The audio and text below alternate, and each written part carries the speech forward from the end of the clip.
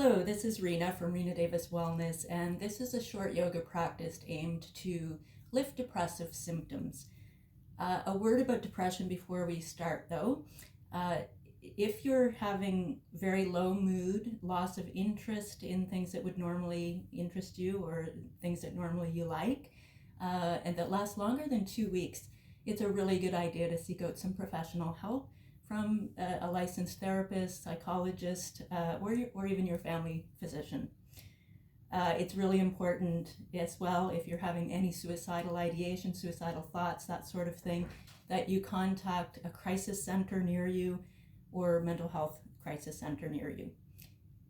So with that said, we're going to start this practice with a rolled up towel or blanket. I just have a small towel here that I've rolled up into this kind of burrito shape, and I'm going to place it about midway on my mat. The reason I'm putting it in that location is that we want the area right at the very tips of the shoulder blades to hit this roll, and we're going to use it to just help us open the chest.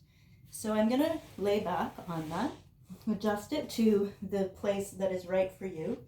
Knees can be bent, particularly if you have low back issues, or you can extend them out, whatever feels best for you. And then we're going to just lay back, let the head come back. The good thing about a rolled towel or blanket is that you can make it whatever size you need. So if you want this to be higher up, if you've got a bigger bend in your back, you can do that. If you need it smaller, you can do that. So you could be up quite high here, really lifting and bringing the head back. Do it the way that you need it. And we're just going to focus on taking long, deep breaths in this position. I have my feet out to about mat distance apart, similar to what you see in corpse pose or shavasana. Arms are out to the sides just to aid in opening up the chest. And I'd like you to, if you would, breathe in a way that it is expansive, meaning we're breathing so that the air is coming in deeply. And as you do that, you're going to think about opening the chest, opening the ribs, and opening the stomach. You might even, if you like, place a hand on the stomach and feel the rise and fall. As you exhale, you're letting all the air out. This is a 3-part breath in yoga. And the air goes out the same way, or the opposite way, I guess you could say. It goes from the stomach, the rib cage, and then the chest as you exhale. If you're doing this particular pose on your own, you can stay here as long as feels good for you. Because this is a short practice, we're going to aim to stay about 2 minutes today. And we've already got some of that underway, of course.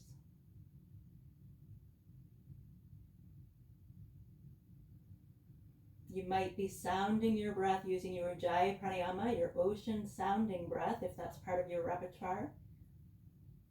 To engage Ujjayi, we bring the tongue back a little bit so that we can make the sound of the ocean as we inhale and exhale. That just helps us to keep focus.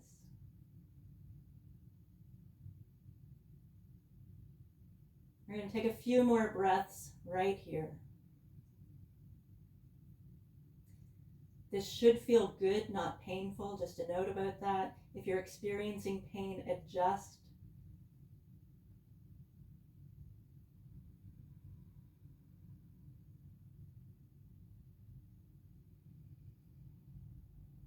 Let's do one more nice deep breath. Inhaling deeply, opening the chest, ribs, belly. Exhaling, belly, ribs, and chest.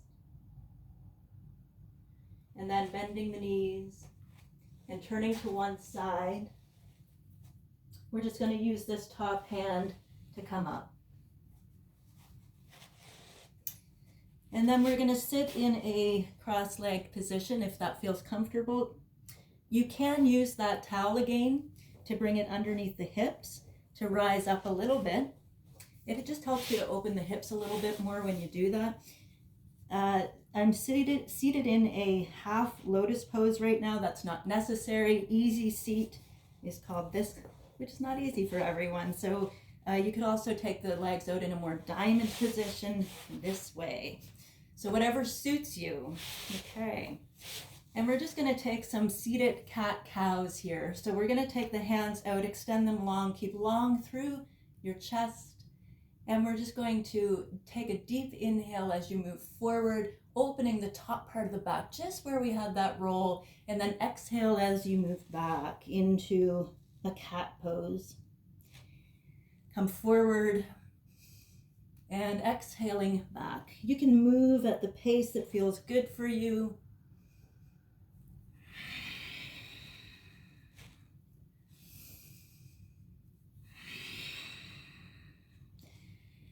There's a practice in Kundalini Yoga where you do this quite quickly. If that's something that you enjoy, moving, please feel free to do that. But if it feels better to do this nice and slow, you're doing that.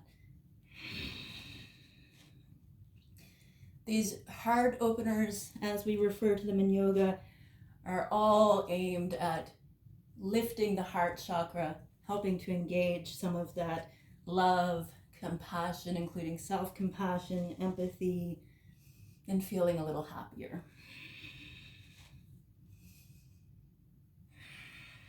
Let's do one more. And then rise back up into this seated position. We're going to take the hands up to the shoulders right now. And here we're going to engage a little bit of breath of fire. We're going to go relatively slow, but again, I'll show you how to do it quicker if that feels good for you. So breath of fire is a faster breath. I have a video that is just breath of fire and alternate nostril breathing if you'd like to know more about it. Essentially, though, we're going to just be using the belly to exhale the air really forcefully and then sip the air back in through the nose. We're going to turn to the right on an inhale and to the left on an exhale.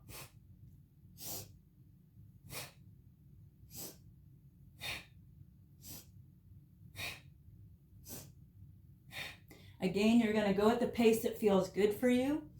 If you have any issues in your low back, you're maybe not going to turn quite as much. I do have issues in my low back, so I'm not turning a great amount. I have a little bit of degeneration in my low spine. If you'd like to speed it up, please go ahead and do that. That's just going to look like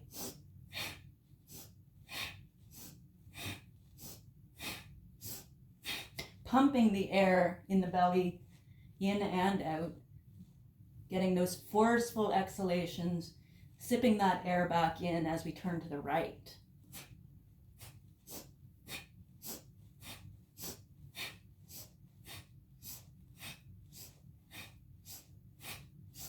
I'm going to slow that down.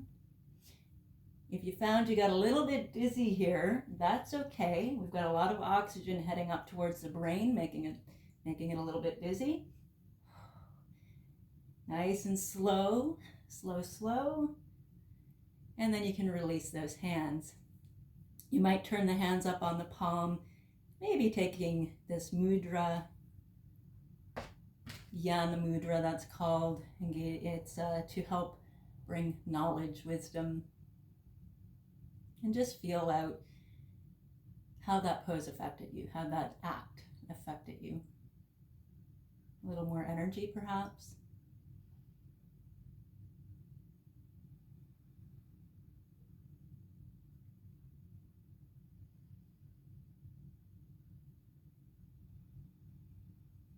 And then we're just going to take our hands down, adjust so that we can come up to stand. And just move that rolled towel out of the way. We don't need it anymore. And come up to standing. And you're going to stand wherever you like on your mat. I'm going to stand back so you can see all of me. And feet are about sitting bone distance apart. Sitting bones are about midway in your glutes. Hands to the heart for a moment. Take a nice big breath right here. And then we're going to fold over bent knees. Bend those knees as you fold. You can take the hands down to the floor if that feels good.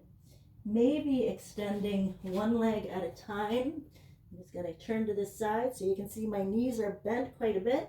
I'm going to extend straight in my right leg, straight in my left leg. You could have the hands anywhere along the legs that feels appropriate for you. And then coming back into that bend, you could plaster your legs to your chest and then open up the chest right here in standing forward bend or Uttanasana with the hands clasped overhead. If it feels okay for you, you can take the heels of the hands together, taking this pose. Nice deep breaths, letting the head go.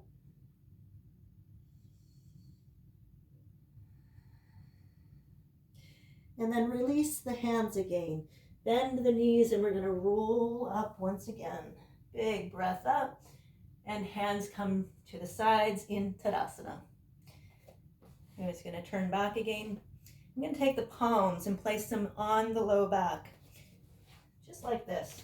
We're going to draw the elbows together firmly. So they're drawing maybe shoulder distance apart. Right here, I'm going to turn the head back a little bit and think about where that roll was once again at the tips of the shoulder blades. And we're going to start to open in that area. So this is not so much coming out of the low back as the upper back.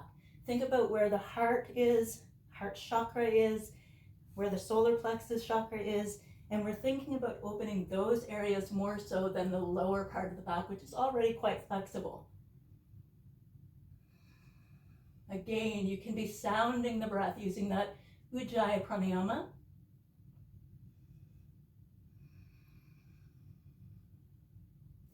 Let's take 2 more breaths right here.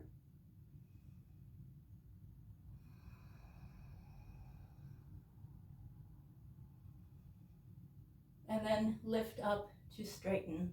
Release the hands once again, standing in Tadasana or mountain pose, and just taking feel of the breath and feel of how the body is after that little bit of back bending that we've just done. We're going to fold over once again. The knees can be bent as much as you need to, and then for this position we're going to walk the hands forward into plank pose. Lower the knees to the floor and then back yourself up a little bit. We're just going to take the front leg forward. We're going to stack knee right over ankle in this position and then come up. The back knee can be stacked also underneath the hip. So we're here. You can lean in if it feels good for you, but we're going to stay with this front knee stacked right over ankle. Hands come to this front knee, and then we're going to push in and open that chest once again. Maybe the head comes back to open the throat. If it feels good, you can extend your left hand while the right hand is on the right knee.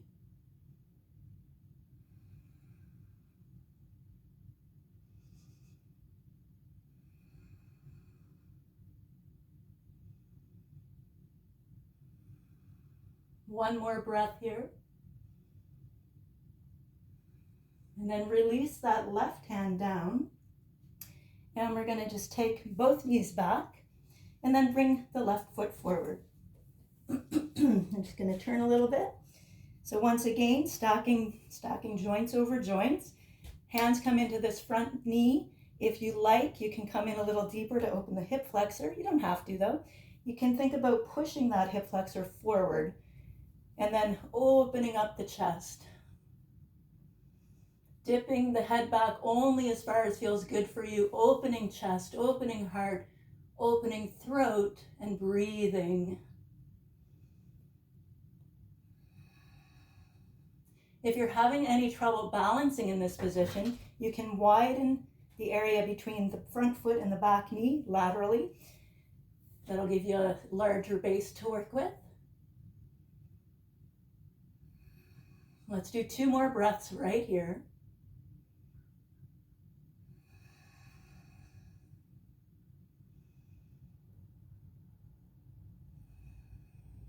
And then we're going to come back once again. So shift back onto the knees, and we're going to move into a pose called Ustrasana. Now in Ustrasana, it's a big back bend, Again, I have some degeneration in my low discs in my back, so I don't go into the full pose. If you have a big back bend in your repertoire, please go ahead and do that. I'm going to tell you how to do it, but I'm not going to show you. I don't need to be hurting myself. So knees are coming just sitting bone distance apart once again. So you're a little bit wide, not right together. Your feet can either be flat on the floor or lifted. We're gonna, again, come really tall. We're gonna think about pushing the hips forward. Our hips are stacked right over knees here. You can take the hands to the low back like we did standing with the fingers facing down the back, and then open right here into that back bend. If you have that deeper bend in your back, you could be taking the hands down to the backs of the knees, the heels, or to blocks on either side. I'm going to stay right here and just keep opening the back, breathing. No matter where you are, you're still thinking about keeping hips over the knees. So don't think about going way back here. You're staying up and getting that bend through upper back and then the low back.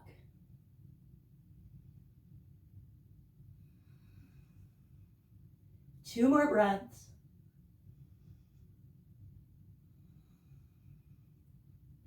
Untuck your toes and sit back on your heels.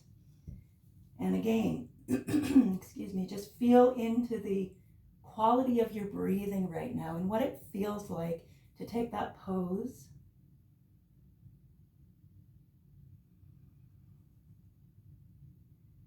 What changed in your body, in your energy, and even your mood?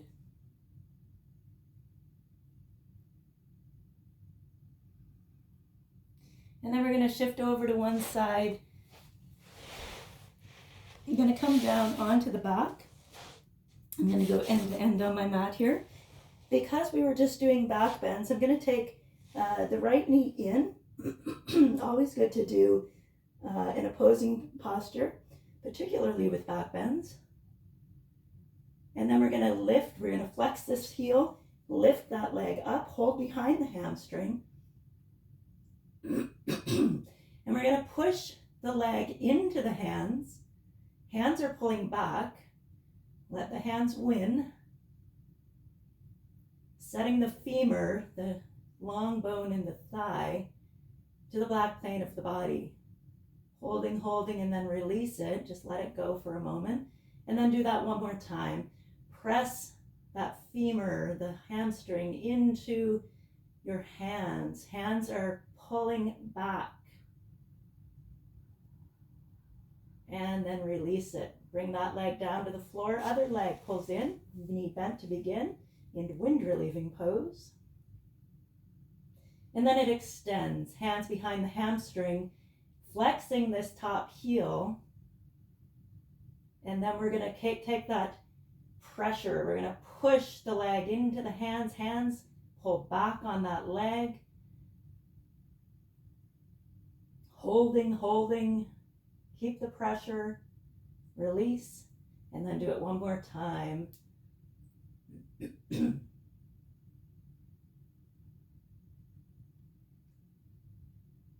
Release it now. Take the hands down to the sides of the body. You can stay right here in Shavasana. If you wanted to, you could take that rolled towel back underneath the spine. If you prefer, you can bend the knees, draw the knees together so they're touching with the feet about mat distance apart, taking your version of Shavasana. Take some nice deep breaths here. Letting yourself settle into the pose, making micro adjustments as needed to get yourself in full comfort. And staying here in Shavasana, corpse pose, as long as feels good for you. Thank you for joining me in this short practice. I hope it feels good, and I will see you next time.